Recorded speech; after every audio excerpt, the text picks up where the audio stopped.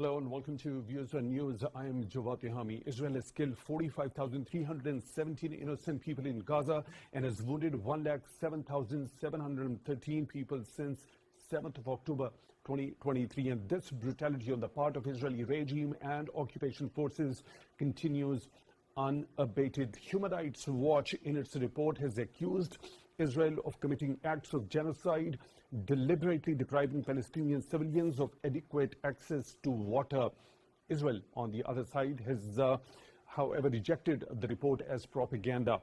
Also, when we talk about the ceasefire talks, they gained a little bit of momentum, and officials from both the sides, Israeli official and the Palestinian officials, have said, let me quote, gaps over a possible ceasefire have narrowed, though crucial differences have yet to be resolved. Israeli Prime Minister Netanyahu told the Knesset, let me quote, there has been some progress. We will not stop acting until we bring them all home, unquote. He was referring to the captives being held in Gaza at the moment as we speak. International media has also reported a Palestinian official saying, let me quote, talks to reach a ceasefire and hostage deal are 90% complete, unquote. Likewise, Hamas says that reaching a ceasefire agreement has become closer than ever before, unquote. Also, we have seen Israel for the first time has publicly acknowledged assassinating some of the key figures of the Palestinian and Lebanese resistance groups. All these important matters are for discussion in today's show. For that, we are honored to be joined in the studio by Ms. NaelaChohan, former ambassador and former special secretary of Foreign Affairs, Ministry of Foreign Affairs here in Pakistan. Ms. NaelaChohan, thank you very much for your time, for being with us on the show tonight. Really appreciate that. Also in the studio, we are honored to be joined by Mr. FarhanBukhari, senior journalist. Mr. Bukhari, thank you very much for your time, also for being with us on the show tonight. Really appreciate that. Later on in the show, we'll be joined by another participant. As they join in, I'll be introducing them. Let me begin the discussion with you, Ms. NaelaChohan. Let's talk about this particular Human Rights Watch report that accuses Israel of committing the acts of genocide by deliberately depriving the people in Gaza of the adequate access to water. Now, this particular accusation, we saw that International Court of Justice also taking up a case in which South Africa came with the accusations of acts of genocide on the part of Israeli regime and Israeli occupation forces. Now, by this particular report, do you think there could be any sort of an impact as far as the proceeding of that particular case in the International Court of Justice is concerned? Well, I think it definitely will have impact, although Israel has rejected, but Israel has always been lying. So its rejection has no credibility. The thing is that if Human Rights Watch has given a report, it is well-founded and with evidence. So this will also go into the International Court of Justice's intake, because they have already said that they had substantial evidence that Israel was committing genocide. Now, Human Rights Watch further supports that and goes into detail of the atrocities that have been committed by the Israeli occupying forces and by Israeli government. So I think it will further weaken Israel's case, no matter how vehemently it rejects it. Okay, so what do we understand of this particular thing when the Human Rights Watch says in its report that acts of genocide are being committed on the part of Israelis when they deliberately deprive the Gazan population of the adequate access to water? So this availability of water, and under the Genocide Convention 1948, how do we understand and correlate it there? Well, it very well correlates with the Genocide Convention of 1948, because there the definition of genocide has been given. And that's why when it was first, the case was first heard in ICJ, they had said that we have to confirm that Israel is not committing atrocities to a level where it becomes a genocide as per the definition given by the convention. Now, this deprivation of water, electricity, food, access to health, all these issues basically verify that Israeli actions are very much within the definition of genocide as per the convention.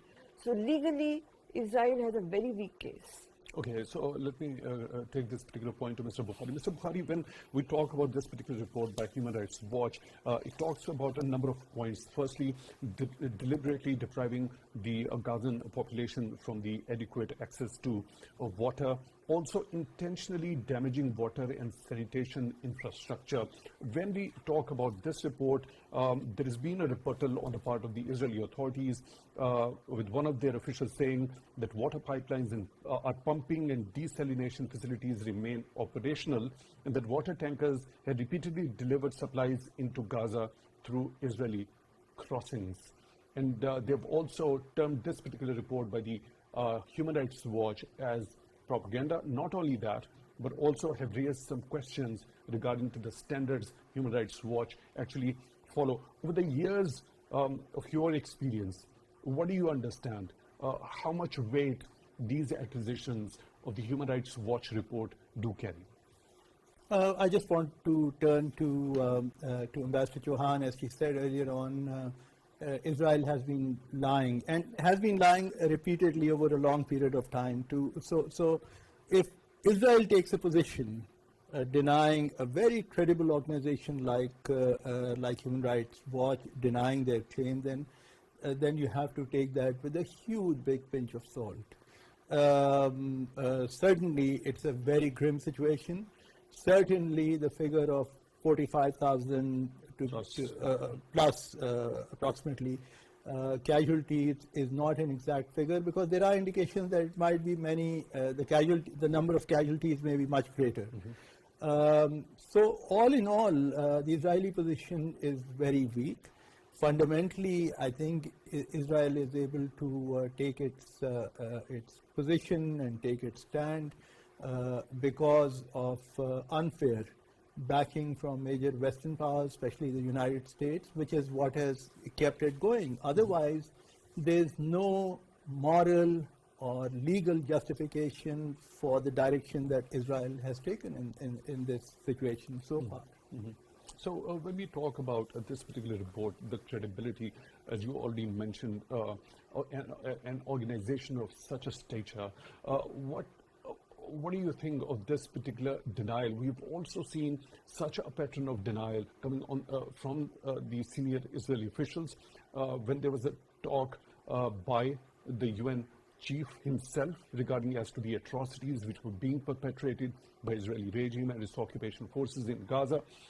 There has been a pattern of denials and rebuttals, no matter who raises or highlights the issues which are continuously being perpetrated by Israel. Does this pattern of denial or rebuttals do any good for Israel itself? As far as the denials are concerned, the rebuttals from Israel are concerned, you can briefly characterize them as cut and paste. It's a standard response which has come over time to every time Israel has been targeted with accusations based on very strong, solid evidence. So I think as far as the rebuttals are concerned, they do not deserve any moral credit on the basis of morality, because of the very grim situation that you see today.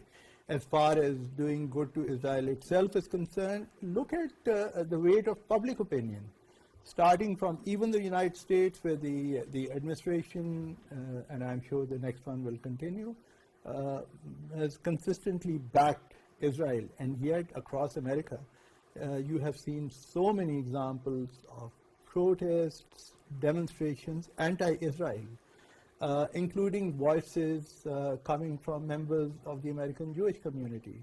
The pattern has continued into Europe. There are some countries which are commendably have taken a stand on this, Spain and Ireland being the two very commendable cases, because they've come out publicly and they've taken a position on this. So I think the Israeli position is very weak. And I think the more they deny or more they come out with their own rebuttals, I think their position is going to continue to become weaker.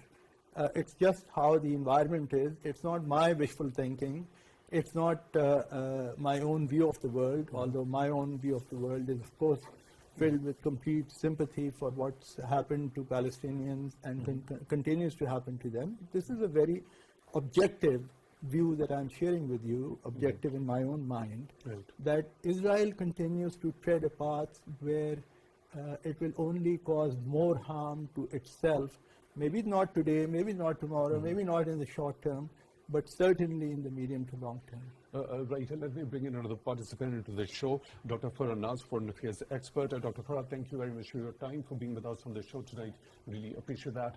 This particular report by the Human Rights Watch regarding the accusation towards the Israelis that they have been deliberately depriving the civilian population from the adequate access to water. What's the significance of this particular report? And we have also seen the pattern of the rebuttals and the denials. One of the Israeli officials saying, in fact, the foreign ministry spokesman saying that it is propaganda. What do you think is the significance, and do you think such reports could have any substantive impact as far as the ICJ's proceedings of the genocide on the part of Israeli regime and occupation forces is concerned? Well, if we deny this report, and if Israel itself deny this report, I think this is incorrect. Whatever is coming up, that's completely true. Israel and its forces, they're completely denying access to provide food and water and all those medical assistance that is required for the people who are affected in this war. That is true, and it is actually happening. Now, here the question is there going to be an impact on it? Is somebody going to question Israel for all its actions? Netanyahu to be held accountable? I don't see that. Amnesty has recently called it very openly that Israel is committing genocide in Gaza. But what's next? What is going to happen? Is there someone who can put a full stop on Netanyahu's action towards Palestinians and Gaza in particular, and ask them that enough is enough? The damage, whatever they have caused, it will take decades and decades to overcome and to fill all the damages that has been caused at the moment. But unfortunately, I don't see, it's my personal opinion, I don't see any authority who can hold Netanyahu accountable for all his actions and strategies that he has applied in Gaza. And it's not only about Gaza now, even the West Bank is also not safe from their atrocities. We have seen there are certain developments taking place by the Israeli troops in the West Bank and in the eastern side particularly, where they are affecting the life of the Palestinians over there as well. So no Palestinian, irrespective of being in Gaza or in the West Bank, they are safe from the atrocities of the Israeli troops at the moment. So, Dr. Farah, when we talk about the current scenario, as far as the situation in Gaza is concerned, if I am not wrong, please correct me if I'm wrong on this, this is that genocide which is happening in an era where we do have cameras, there is social media, the digital platforms are there. Majority of the things which have been perpetrated by Israeli regime and its occupation forces against innocent people in Gaza are on the record. Many of them had been shared during the proceedings of ICJ as well. What else is required to prove that Israel is actually committing genocide right in front of the cameras, which has all its record present on various digital media platforms? It's not me or it's not you calling it a genocide. It's all those institutions, organizations who have a significant impact on shaping the world system. They are calling it genocide. United Nations has every now and then called for a ceasefire to stop this war by all words and means, under the table, over the table, through force or through whatever. It is a genocide, and it has been defined through all ways and means that this is how it is. Unfortunately, I was reading somewhere, and Israeli themselves, they were referring to the way they were targeted back in time by the Nazis, and they're not even shying away from saying that, oh yeah, maybe this time in this conflict, in this war, we are playing that role. Well, it's not a movie. It's not a theater that they are playing it that way. They are playing with lives. Whatever happened in the history, it's not to be appreciated and acknowledge it in such rosy words that whatever happened, we're going to continue the same way. That is written in very dark words, and it will remain so. So whatever has happened in Gaza in the 21st century, which is an age and era of digitalization, nothing is secret. Nothing is hidden from the eyes of any individual in the world. So everything that is happening in Gaza is getting publicized. There is no denial of the facts, the way they are bombing, the way they are targeting schools, they are targeting children, they are targeting women, they are targeting every individual. And they openly even talking about the way that the statements of Netanyahu are coming to the world, and he is saying, I'll make Gaza a graveyard. They have absolutely make it a graveyard. Today, we don't see life over there. Today, we don't see food over there. We don't see medical facilities over there. We don't see doctors there. We don't see school children over there. No teachers, nothing is there. This is called a graveyard. What else is a graveyard? So every detail that can call it a genocide has been proven. Every definition goes to it that yes, it is a genocide. If they are still saying and denying that no, we are not doing it, it is in terms of self-defense or the way Hamas has done it, we are trying to teach them a lesson so they don't do it again. Nothing is going to be justified. The way they are justifying it, they are useless statements that are coming to the world. Dr. Farah, please stay with us. Ms. Naila, when these allegations brought at the International Court of Justice, now the Israeli officials went on to, saying that these are wholly unfounded and they're driven by anti-Semitism. Now, this particular term, anti-Semitism, I mean, why Israel always takes refuge in this particular, under this particular term that they use when allegations such a serious nature come to the fore? Well, this term has historical background, and like Dr. Farah Naz was talking about, the genocide that was committed by the Nazis. At that time, Semitic and anti-Semitic concepts were brought to the fore. Now, because there were such victims, that anything against them would be treated as anti-Semitic, and you would be seen as like the Nazis, who is cruel and unsympathetic. But the point is that they have reversed history. Now they are the ones who are committing genocide. They are the ones who are committing atrocities. So at one point the world sympathized with them, that they were victims, are now the ones who are victimizing innocents. And it is their refuge.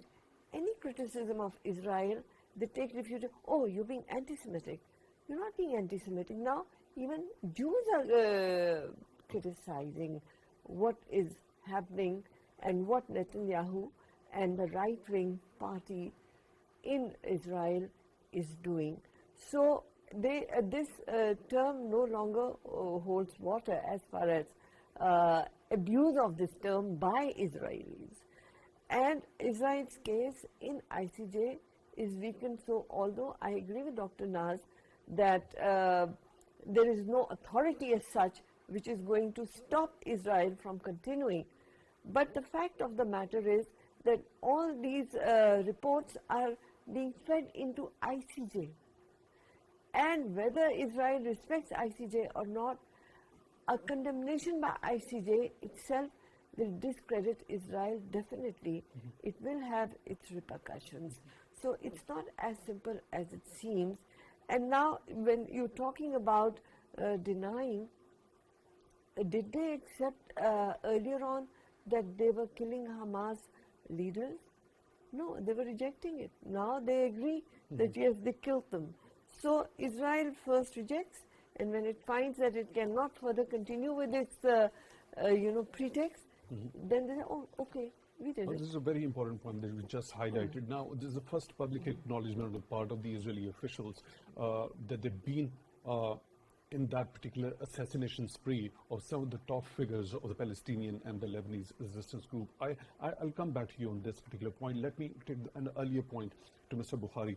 Mr. Bukhari, this particular term of anti-Semitism, these allegations driven by anti-Semitism, how conveniently Israeli regime takes refuge under this particular term when such allegations of such a serious nature come to the fore, and a case actually has been brought at the highest seat of justice, that is International Court of Justice. Look, in the last 80 years since the end of the Second World War, first the Jewish lobby or communities of Jewish people looking for a state of their own, and then the Jewish lobby outside Israel supporting Israel, and then the Israeli government, successive governments. I think they've overplayed the anti-Semitism argument. It's true that during the Second World War there were concentration camps and people from Jewish backgrounds were tortured, and the evidence is very overwhelming, and we cannot deny the evidence, but to use that as a pretext to defend a state which is indulging in the worst form of cruelty to defend its actions, I think is getting too much. And I think there are signs, especially in the Western world where recent demonstrations have taken place on Gaza. I think there are signs that perhaps finally people in the West have also begun to see through the Israeli argument, because I think this argument has been way too overstretched, and I think it's time to get back to the facts and to acknowledge history where it should be acknowledged, but not to use history excessively to target an entire community of people here, the Palestinians, by and large Muslims, but also people of other faiths in Palestine. Mm-hmm. Dr. Farah, now already mentioned by Ms. NaelaChohan, there is a first-time public acknowledgement on the part of the Israelis, with the defense minister himself now saying, let me quote that, what he has said, "We will strike hard at the Houthis and decapitate their leadership, just as we did with Haniyeh, Yahya Sinwar and Hassan Nasrallah in Tehran, Gaza and Lebanon. We will do so in Hodeidah and Sana'a," unquote. Now, this first-time public acknowledgement, does it naturally incur any sort of a mechanism under any sort of convention when we talk about the United Nations Security Council is concerned? Because when we specifically talk about Ismail Haniyeh, it was the breach, a clear and a blatant breach of Iran's sovereignty at the same time. Yeah, if we put it into the international law perspectives and legal definitions, Israel has no right to violate Iran's sovereignty. But now they have accepted that, yes, we have violated Iran's sovereignty and we have killed Haniyeh and all other key leaders over there. So here the problem is, again, who is going to question them? Because ICJ it has been, like whatever the narratives they are coming out, whatever the judgments that are getting over there, ICJ is calling for some kind of action, or there is some kind of pattern coming out. But when we look into the general understanding, I, as an analyst, as a scholar, as a researcher, don't see anything that is going to harm Israel at the moment, because the world leadership, as far as the actions are concerned, and that very relentless backing that comes from the United States of America towards Israel, that's what your perception, understanding, and view regarding as to the actions on the ground in stopping Israel or holding it accountable in that particular regard. You don't see that one happening. What about on the theoretical front, when we talk about the acknowledgement of such a crime by their senior official, does it invoke any sort of a convention under the mechanism of the United Nations? Well, like they have confessed it, that yes, we have done it. So under this confession, they should be held accountable. But again, the problem is how, when, where, and how is going to be taking over. Now, referring over to the case of the violation of the sovereignty, if someone else do it, then the entire world will have a problem with that. But when Israel is doing it, there is no problem to this issue at all. Now, over the question of Semitism and anti-Semitism that we were drawing earlier, here the problem is not about anti-Semitism. It's about the Netanyahu butchery against the people in Gaza, the Netanyahu butchery against the genocide against the people of Palestine. So if anything is coming out of it and there is a spillover effect, nobody can stop it. And that's what the Western world and all European countries, they are concerned with, that it will have an impact on their safety and security of the Jews living in their countries as well. And there will be repercussions that Israel has to be prepared with. It's not about that people are that they hate Jews, or the people understand that it has Jews has nothing to do with it. This is Netanyahu, his leadership decision, his policies that are leading towards this genocide. But the problem is when the war is spread to this extent that Israel cannot understand who is guilty and who is not guilty. If it was a war based on principles, they should have been targeting people of Hamas only. But here the target is not Hamas. Here's the target is ordinary citizens, ordinary civilians, children, innocent people. So there the problem is this anti-Semitism narrative is not going to bear any fruit, and everyone in the world, they understand who is at fault, and they are also questioning their concerned governments as well to stop ties with Israel. You stop providing funding to them. You have to stop taking their students. You have to stop providing all facilities that you have provided to Israel. So all these questions is raising concerns and ringing alarm bells throughout the world. That's why all powerful countries, there are bits, and I can't say timid because they are bluntly and openly supporting Israel in its war against people in Gaza. But of course, they are a bit kind of realizing it as well, that if they continue it this openly, there will be stronger implications that they have to face on their own territory as well, when it comes to the sovereignty violation or even people supporting Gaza as well. I have seen people wearing slogans very openly and loudly in public when it comes to all those Western countries. They are supporting Gaza, they are supporting Palestinians. This was never a practice. I've never seen English people, I've never seen all those people coming from other backgrounds, they supporting Palestine in such a way. They were always in support of Israel. But here now the story is different. Thanks to the digital age, thanks to the media, thanks to the social media platforms, and all these voices who are raising concerns about the people of Gaza, that their life is equally important as the life of any other person in the world. So I think the International Court of Justice, whatever is going to them, all these cases, they are piling up. There will be justice at one time. Maybe through the current system, we cannot find justice for the people who have sacrificed their lives and who have killed in this war.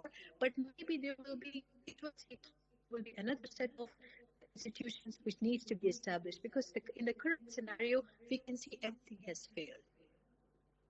Right, a point very well made. Let me go once again back to Ms. Naela. Ms. Naela, this particular mention, you already mentioned that, this particular acknowledgement on the part of the Defense Minister of Israel, does it invoke any sort of convention under the UN mechanism when someone of this particular level in a government is acknowledging that, yes, we murdered, we have assassinated these key officials, figures, and especially specifically talking about Ismail Haniyeh, breaching Iran's sovereignty?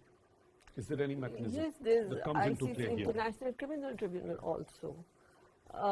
And Netanyahu is already being sent warrant on that.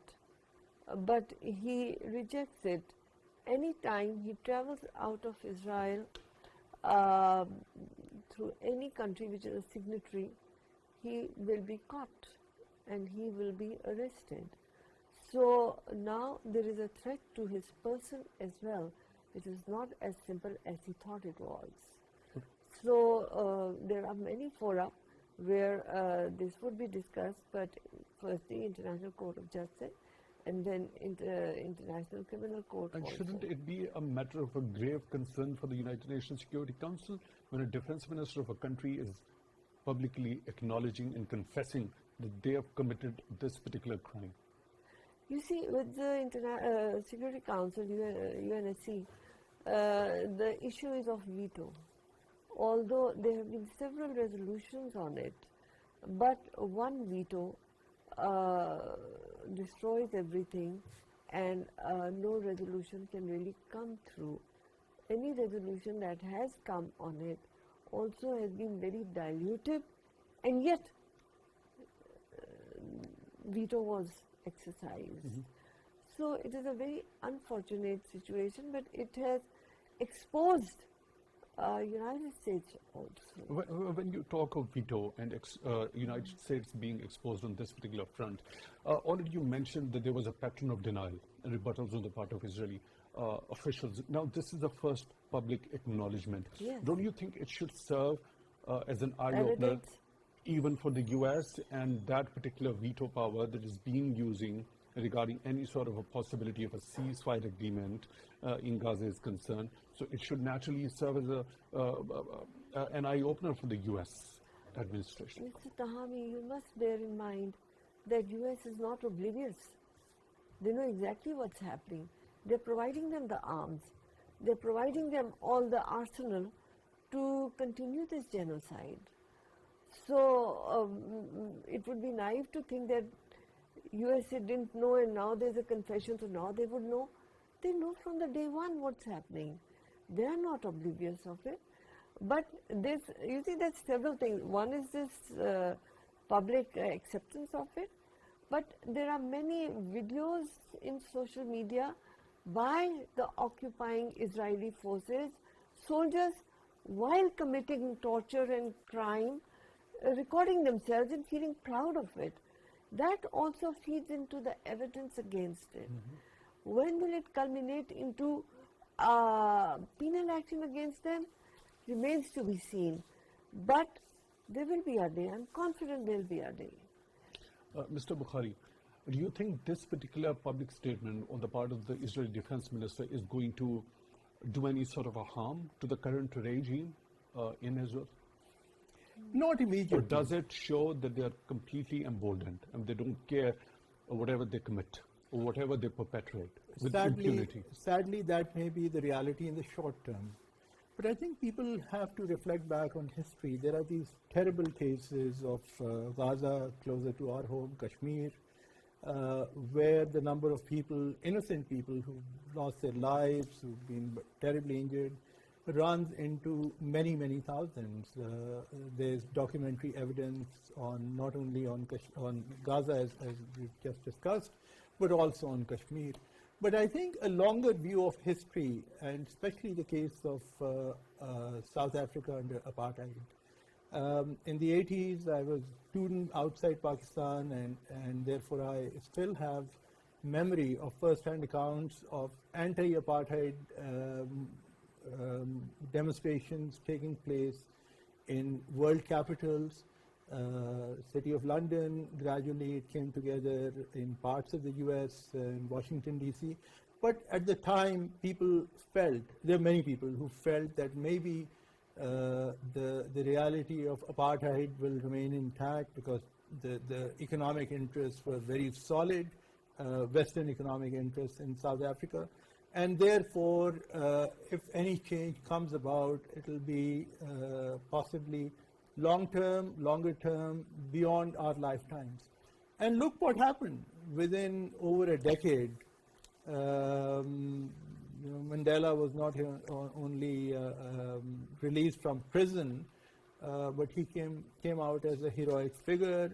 Credit must go to Nelson Mandela always for actively protecting the whites as well of South Africa, because when the transition took place, there was a very real danger of killings, mass killings of the white community, white supremacists by members of the black community, the South Africans.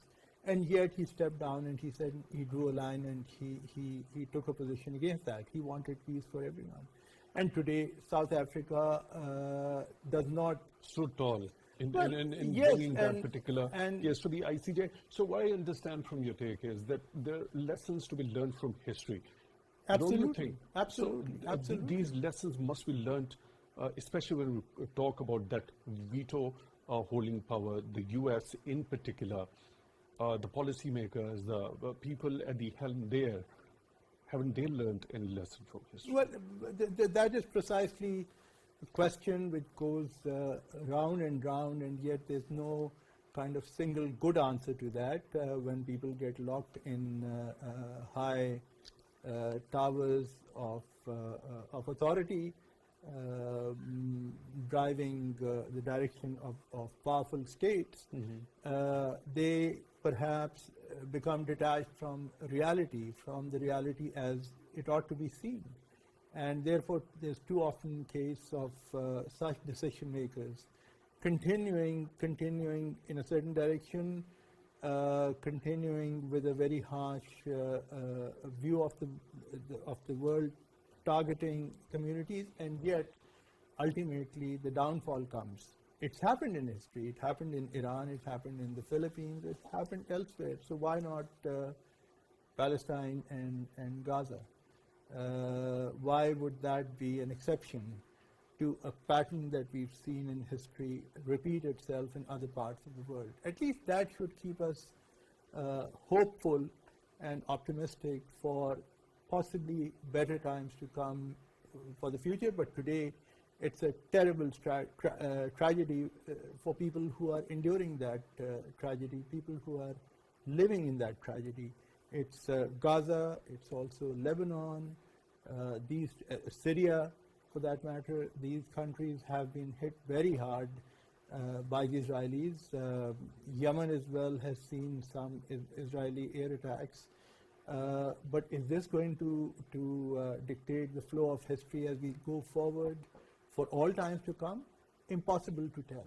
Impossible to tell. Dr. Farah Naz, now there are statements by both the Palestinian officials as well as the officials from the Palestinian resistance group Hamas, as well as Israeli Prime Minister himself telling his parliament, the Knesset, there has been some progress regarding the ceasefire agreement. Also saying that we will not stop acting until we bring them all home, referring to the captives being held hostage there in Gaza. Also at the same time saying Israel has made great achievements militarily on several fronts. Military pressure has forced Hamas to soften its previous demands.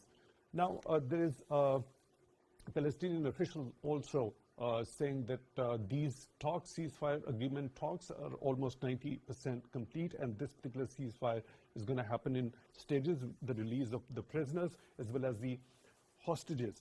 How hopeful are you at this particular point in time? When it comes to the ceasefire, I don't think so that Israel is ready for it. They will bank on their words. They will keep twisting their words here and there because they want all the hostages, alive or dead, to be returned back to their own land, that is Israel. But Hamas at the moment is having that upper hand of capturing those hostages with them, and they want to rely on that probably through them they're going to reach to some conclusion. But unfortunately, I am not sure and certain of that Israel will ever agree to any such kind of ceasefire with Hamas, because we have seen it in the previous dialogues, whatever was happening in Doha, where the various countries in the Middle East, they were trying their level best that Israel listened to all those countries' demands, and there should be some ceasefire or agreement that took place. Each time, whoever stepped back, that was always and always Israel. Hamas was ready to have negotiation, to talk to them, but it was not Israel who was ready to do so. So this time, they are talking about it, but these are just words. And I don't see any depth in the words that are coming up. Now, the question of the hostages. How they're going to release the hostages? Probably the way they have done it in the past. There is some negotiations going on, and without even reaching to any conclusion, they get just a few numbers of the hostages which is released. With the recent change of administration in the United States, there are also very strong statements coming up from the U.S. leadership, and they say that all hostages needs to be released, and they're supposed to be rescued from the captivity of the Hamas. Well, I think I also support this thing that yes, all the hostages needs to be returned, but there should be some accountability for the actions of Israel, for the actions of Netanyahu and his team, for whatever they have done in Gaza with the people of Palestine. Now, the problem of this war, it has unveiled so many faces.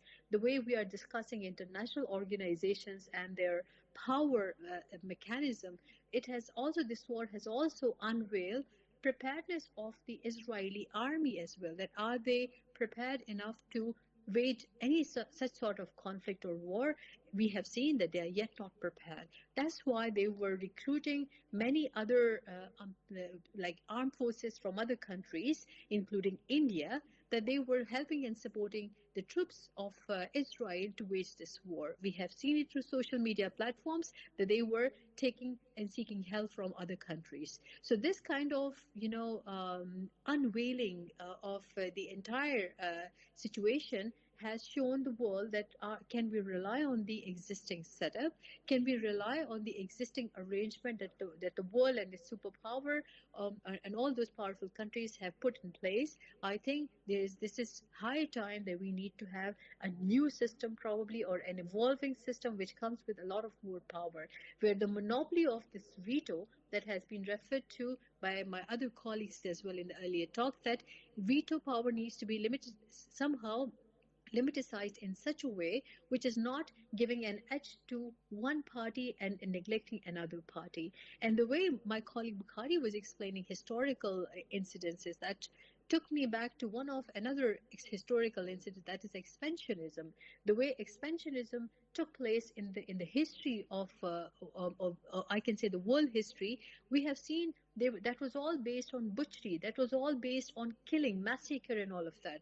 So all these countries, they are immune to such kind of butchery, but they need to understand in this day and age, such kind of butchery may not be acceptable, and is obviously not acceptable to the world and its people. We all are peace-loving people. We need peace. We don't need any further war. But for their military complexes, defense complexes, they need to have wars, because active wars give them more businesses. So we, the world, realize it. We are all aware of why war is happening from Afghanistan to Ukraine and from Ukraine to Gaza. This whole sequence unveils that yes, they need the military complex, they need all the businesses to be activated so they can continue making money at the cost of the life of the ordinary people who have no fault in all those wars. So this time, unfortunately, it is Palestinians, it is Gaza whose life has been affected. The world has realized it. It's too late, but we still realize it, that yes, this is serious, and we have to bring them to justice. The lives who have been killed and tortured and molested, we have to give them and provide justice to them. Right, Dr. Farah Naz, some very important and pertinent points you have highlighted in your take. Foreign affairs expert joining us on Skype. Thank you very much for taking time out for Views on News tonight. Really appreciate that. In the studio, we were joined by Ms. NaelaChohan, former ambassador and former special secretary, Foreign Affairs, Ministry of Foreign Affairs in Pakistan. Thank you very much for your time. And Mr. FarhanBukhari, senior journalist, joining us in the studio as well. Thank you very much for your time also for being with us on the show tonight. Really appreciate that. With that, we come to the end of today's episode. Till the next one, take good care of yourselves.